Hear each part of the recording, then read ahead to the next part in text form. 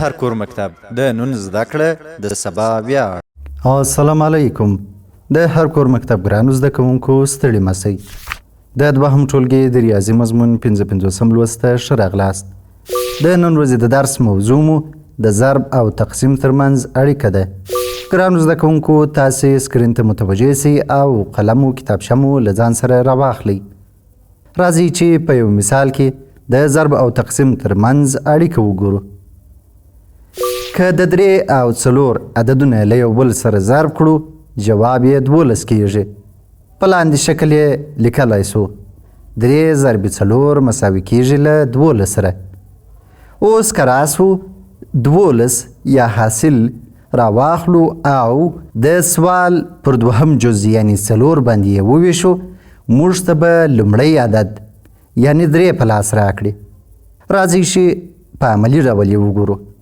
داسې چې 12 تقسیم پر 4 مساوي کیږي په 3 سره. یعنی که موږ حاصل راواخلو د ضرب پر دوهم عدد یې وویشو، لومړی عدد په لاس راکوي چې عبارت له 3 څخه دی. اوس که راسو دوهم ځل دا 12 د ضرب د سوال پر لومړي جز یعنی پر 3 باندې یې وویشو، نو موږ ته به دا ځل دوهم جز یعنی 4 په لاس راکړي. په داسې ډول 12 تقسیم پر 3 مساوي کیږي په 4 سره.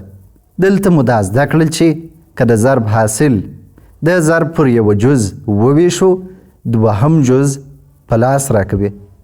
مثلا که څوک ووایي چې زه 2 عددونه سره ضربوم، حاصل یې 8 کیږي. یو عدد 4 دی، بل عدد زه پټوم، تاسې پیدا کړئ چې هغه عدد به څو وي. موږ ډېر اسانه حل کوو. حاصل را اخلو، پر هغه معلوم عدد یې تقسیموو.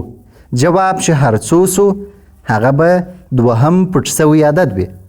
راځئ چې وازمایو. 8 حاصل دی، هغه به راواخلو، پر 4 به یې تقسیم کړو. 4 معلوم عدد دی.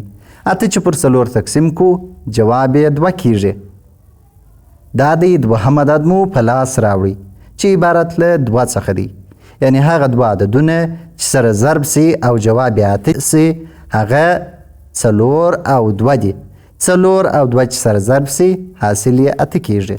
ګلالو زده کوونکو موږ دا زده کړل چې ضرب او تقسیم له یو بل سره تړلي عملیې دي.